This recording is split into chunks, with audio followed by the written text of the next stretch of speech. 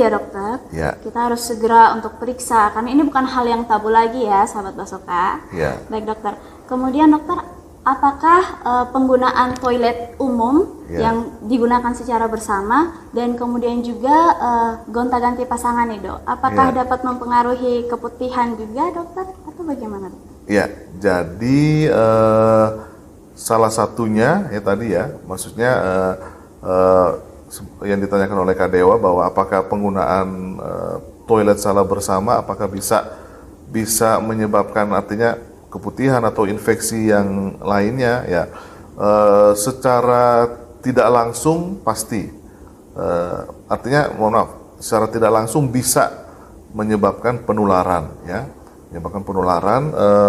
Contohnya tadi misalnya HPV ya, virus HPV ya, di toilet umum bisa saja. Jadi secara umum di human papillomavirus itu ada di mana-mana ya, termasuk ya di toilet atau di WC ya. Jadi ketika tidak menjaga kebersihan ya, kebersihan daerah kewanitaan, maka apabila menggunakan toilet yang umum ada resiko tadi itu ya, terkena virus HPV ya. Nah, apakah yang sudah ada virus HPV ini bisa akan nantinya menjadi kanker serviks ya? Itu kanker serviks itu dia untuk menjadi kanker serviks dia itu butuh pintu masuk ya, atau yang istilahnya port de entry atau pintu masuk. Virus yang sudah ada tersebut dia bisa menginfeksi mulut rahim. Nah, pintu masuknya adalah luka yang kecil ya, mikrolesi namanya, luka yang kecil. Untuk menimbulkan luka yang kecil itu, kenapa bisa terjadi luka yang kecil itu? Asalnya dari tadi ya, kontak seksual pastinya ya. Jadi memang virus mungkin sudah ada di situ, oleh karena kebersihan yang kurang ya, ditambah lagi dengan adanya kontak seksual, maka akan berpotensi terjadinya infeksi virus HPV yang mana pada akhirnya akan menjadi lesi prakanker, bahkan kanker mulut rahim kalau tidak diterapi dengan baik. Termasuk adalah berganti pasangan ya, berganti-ganti pasangan ya. Berganti-ganti pasangan itu sangat beresiko ya, bukan hanya infeksi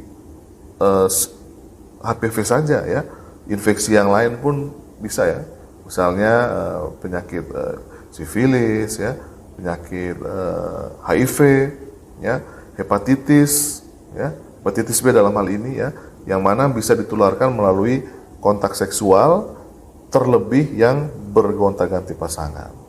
Seperti itu Kak Dewa ya. Baik dokter, berarti pada intinya kita harus menjaga kebersihan dan setia pada satu pasangan ya dok? Iya, betul sekali. Baik dokter, kemudian tadi kan dokter membahas bahwa kebanyakan pasien yang kanker serviks itu mengalami keputihan di gejala awalnya. Yeah. Dari sekian banyak nih pasien dokter yang kanker serviks yang datang periksa ke dokter, seberapa sering sih penderita kanker serviks itu mengalami keputihan di tahap awal, dan keputihan seperti apa nih dok yang sering mereka rasakan di gejala awalnya itu?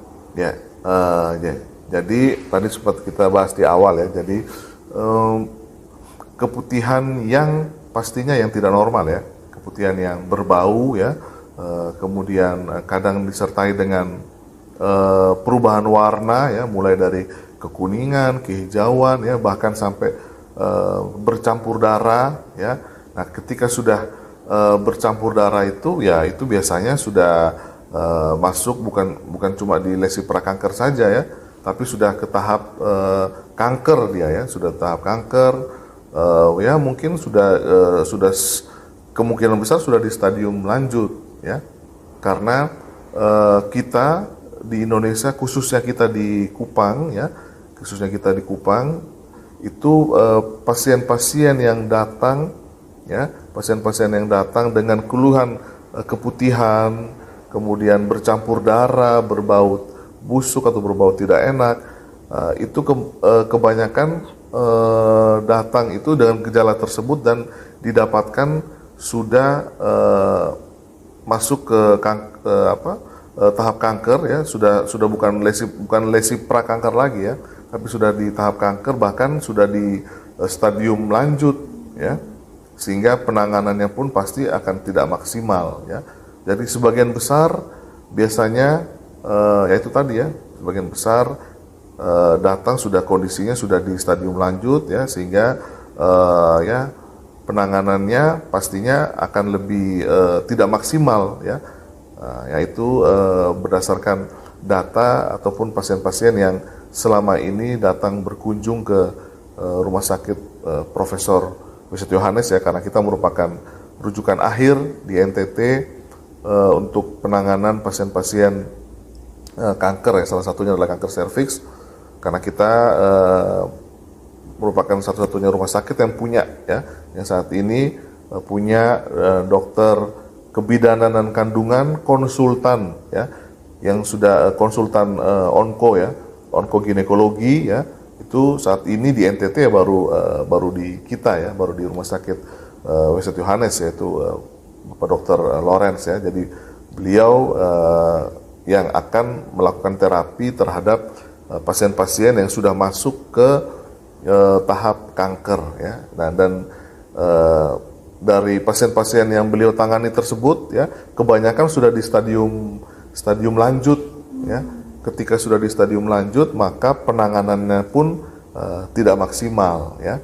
Artinya pasti terapinya ya kemoterapi dan juga ataupun radioterapi, di mana angka ketahanan hidup ya, angka ketahanan hidup untuk melewati 5 tahun itu akan semakin kecil ya.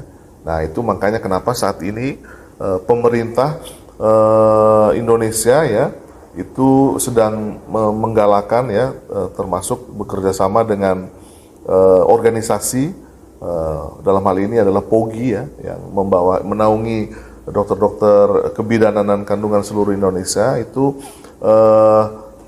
sedang gencar-gencarnya melakukan entah itu screening ya, ataupun untuk mendapatkan pasien-pasien pada tahap awal ya, lebih awal ya. Jadi diharapkan itu 70% ataupun bahkan 90% itu pasien-pasien dengan lesi prakanker ataupun kanker itu ditemukan pada tahap yang lebih awal.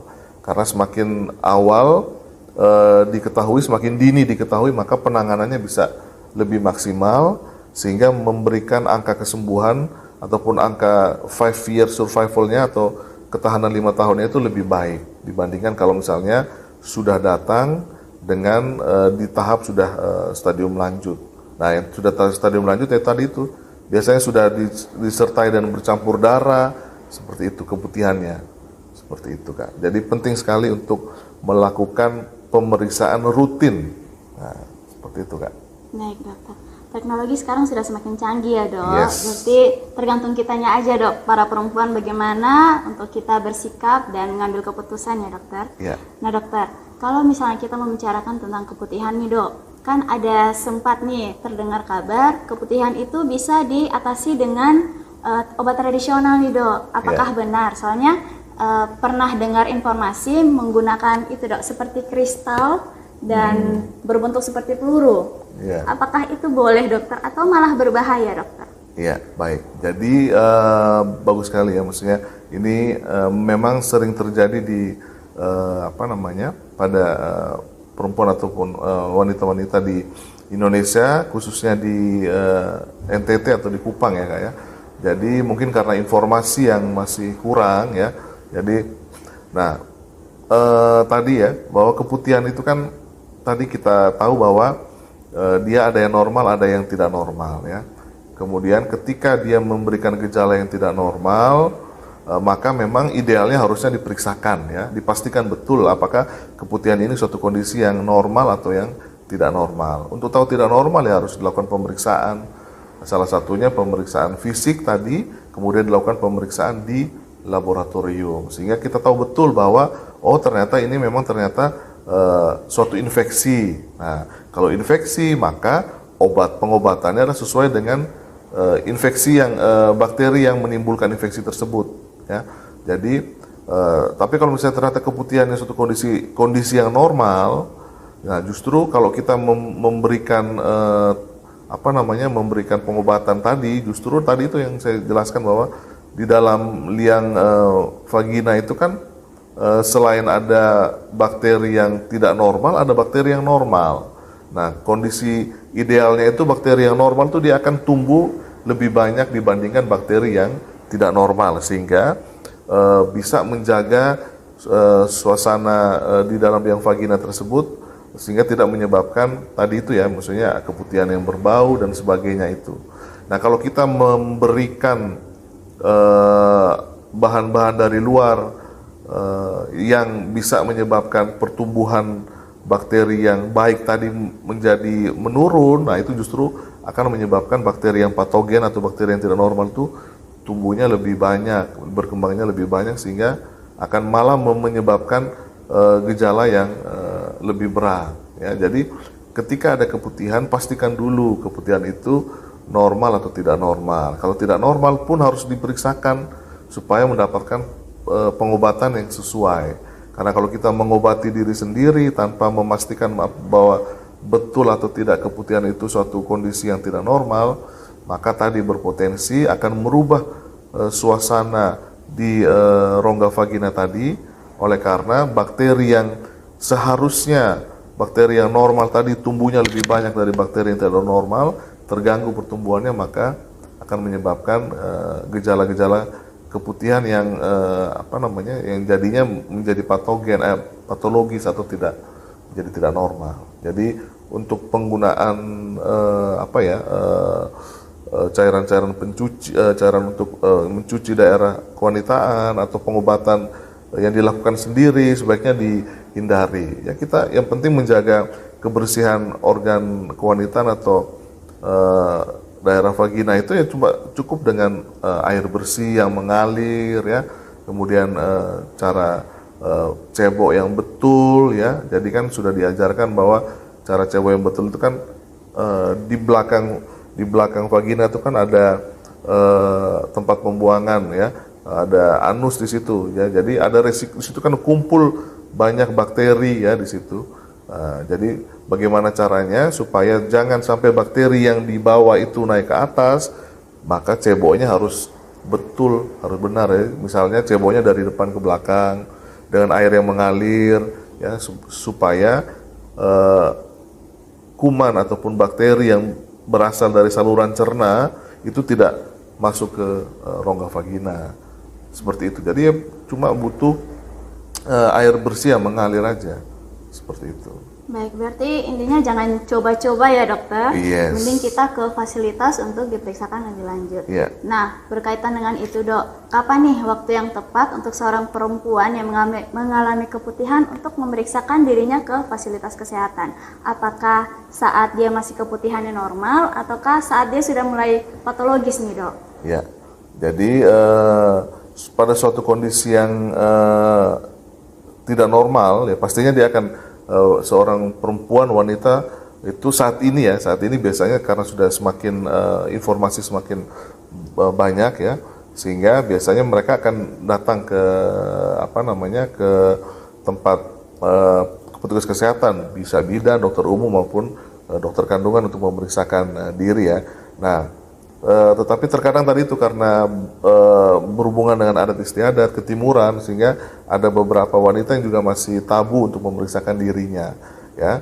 Jadi ketika didapatkan gejala tadi ya, keputihan yang tidak normal tadi, yang di luar siklus haid ataupun di luar kondisi kehamilan, kemudian yang setiap hari ya, kemudian dengan bau yang tidak